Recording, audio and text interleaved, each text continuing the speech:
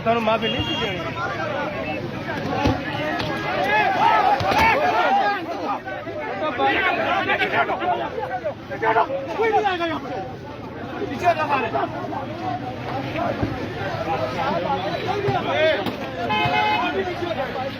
और गाल सुनो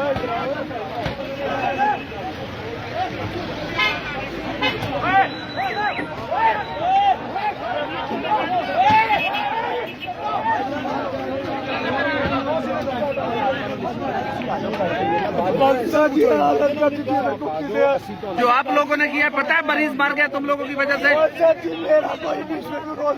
चलो आ जाओ यार, आ जाओ बाहर, आ जाओ भाई। सब कहते हैं कोई रोल नहीं है, बाहर से आ जाओ ना, कुछ नहीं होगा।